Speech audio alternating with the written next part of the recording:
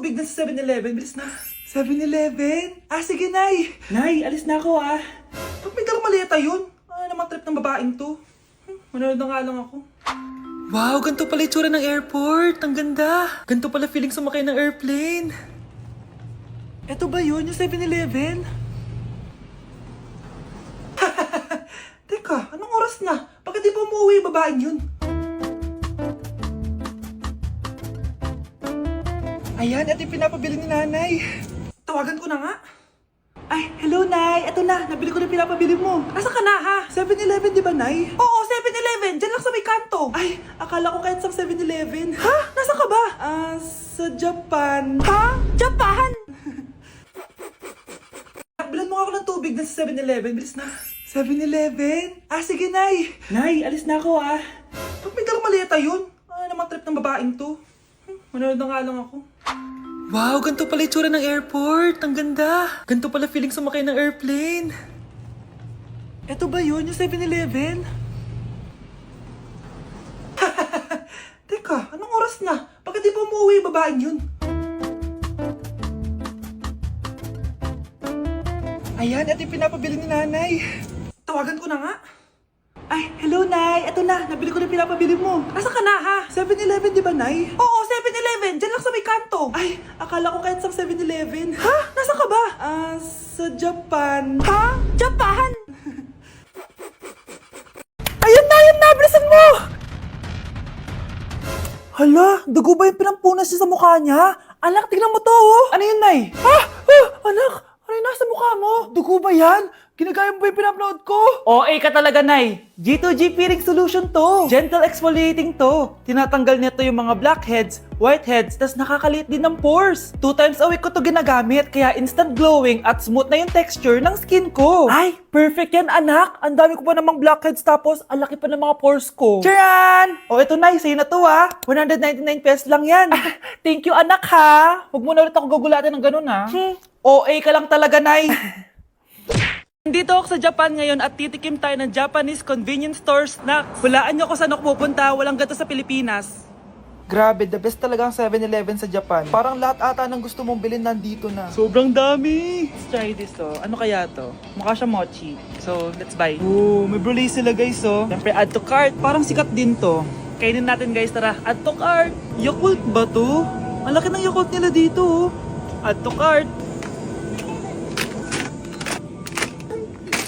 May Japanese, oh. Arigato.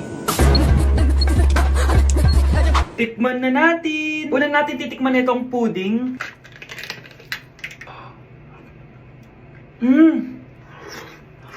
Lasa siyang lotion. Lasang lotion na! I'll give it 6 out of 10. Next, chips na lasang spinach pizza. Parang maanghang siya. Kalasa nga, guys. Sarap. 7 out of 10 to. Yung kamay. Sa mga drinks naman, so first, ito. Alam niyo yung sa Kmart, yung banana na lalagay ko dyan.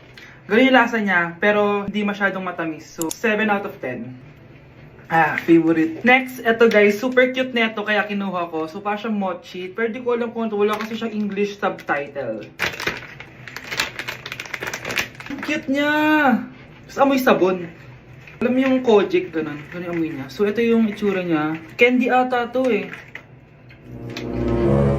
Para kang ngumunguya ng sabon. 3 out of 10 ka lang, be. Okay, next, itong Pringles na lasang chicken barbecue. Ba't may ganun? Amoy na natin. Amoy biryani. Actually, masarap siya. Alam mo yung biryani na chicken, gawin yung lasa niya pero Pringles. 7.5 out of 10 to. Next, itong Jollibee na parang sweet potato. Ano natin? Mukha talaga siyang fries. Ayan. Parang nanak malasahan sa lahat ng mga kinain ko. Masarap siya, pero wala siyang lasa. Go. Yan. 5 out of 10. Hindi ko siya bibilin ulit. Next is yung dessert natin, tong brulee. Brulee? Ayan, ayan yung tsura niya, guys. And alam ko, binabasag to. Yun, o. Ayan. Oh, ayun, o. Ang tamis masyado. Tamis. Ano? Favorite niya to eh. Okay, last natin is yung Yakult.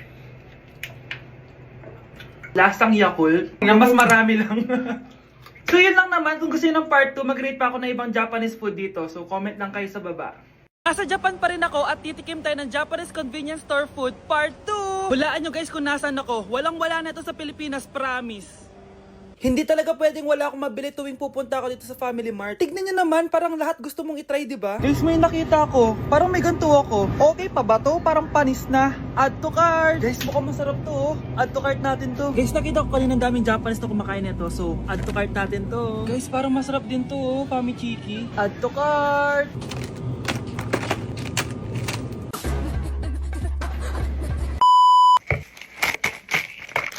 Tikman na natin! Una natin titikman na itong mukhang baya. Bakit kaya ganito kulay niya? Ito yung amoy niya, amoy mani. Unang kagat. Masarap siya pero lasa sa mani. Oo eh. Masarap siya. Sarap siya. 7 out of 10 to. Next natin tong Famichiki. Tignan nyo guys, grabe. Walang buto to ah. The best! Pupunta talaga ako ng Japan para lang dito. Buhay ko out of 10 to guys. Next, mag-drinks muna tayo. Sarap. Wala akong masabi. Ang sarap niya. 10 out of 10 to sa akin. Ang daming Japanese na kumakain nito kanina. So, try na natin kung masarap ba talaga. Simple natikman. Para siya marshmallow. Ayos din yan. Masarap siya pero medyo matamis siya. Mahilig sa matamis. Sarap! Oh, eh. Next natin itong palaging kinakain ni Honey Bunch. So para siyang pandesal na may feeling sa loob. Dami pala niya. May laman siya guys. You know? Masarap siya pero wala siyang lasa. O yun naman, magko-comment na naman masarap pero walang lasa eh. I'll give it 7 out of 10. Next natin tong parang mushroom na parang chocolate din. Next natin tong Ganito yung itsura niya.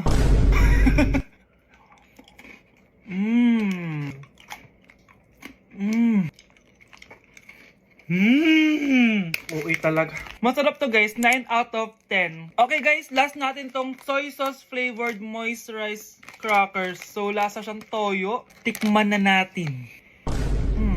Amoy singit. So ganito yung itsura niya. nga, may singit. Wag nyo try guys. 1 out of 10 lang to. So yun lang naman guys, no? Kung gusto nyo ng part 3, mag-comment lang kayo dyan. And malapit na kami umuwi sa Pilipinas. Bye-bye! Fried chicken, Normal people. adobo, Normal people. quick, Millionaire. isaw, Billionaire. kare, Normal people. Betamax, Millionaire. sinigang, Normal people. siomai, Billionaire. Ano kaya pwede makain? Lo, walang makain! Sino yun? Aba, gising pa pala tong batang to. Minumulto na ata ako. Anong multo ha? Bakit gising ka pa? Nay, anyari sa'yo? Umalis ka sa katawan ng nanay ko. Kulay pink lang yung mukha ko, di mo na ako makilala. Gito G pink lipstick lang to. Para saan yan, Nay? Super dull kasi na skin ko before. Simula ginamit ko to, nakaka-instant brightening at nakaka-smooth talaga na skin texture. 2 times a week ko to ginagamit kaya ang ganda na ng skin ko ngayon. O diba, glass skin, grabe. Wow, ang galing pala niyan, Nay. Pwede ko bang kainin yan? Patay gutom ka talaga. Oh, mag-skincare ka na lang. Tignan mo, mukha ka na multo kakapuyat mo. Oh, ito, gamitin mo to. Ah, sige, Nay. Maglalagay ako. Okay, class. What is the difference between your and your? Ma'am. Yes, Samantha? Your is a possessive adjective indicating ownership, while your is short for you are. Very good. Basic. Alam ko naman yan, pabida ka lang magtaas ng kamay. Next question. Ano ang pagkakaiba ng nang at nang? Ako ma'am. Okay, Scarlett. Ang nang ay nagpapahiwatig ng pagmamayari. Ang nang ay nagpapahayag ng paraan o panahon. Tama! Mahusay ka, Scarlett. Sobrang dali lang naman ang tanong eh. Next question. 10 points ang makakasagot neto. What is the biggest organ of our body? Ma'am! Akin lang tong 10 points na to. For sure, hindi mo naman alam yan. Yes, Samantha. Nauna ka kay Scarlett. Ang biggest organ of our body is stomach. Mali!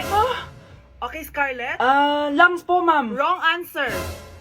Wala na bang gusto sumagot, class? Ma'am, ang biggest organ of our body is skin. Correct! Tignan niyo si Kyle, oh. Kahit di nakikinig sa akin yan, tama ang sagot niya. So, Kyle, paano mo nalaman ang sagot? Yun po kasi sabi sa Google eh.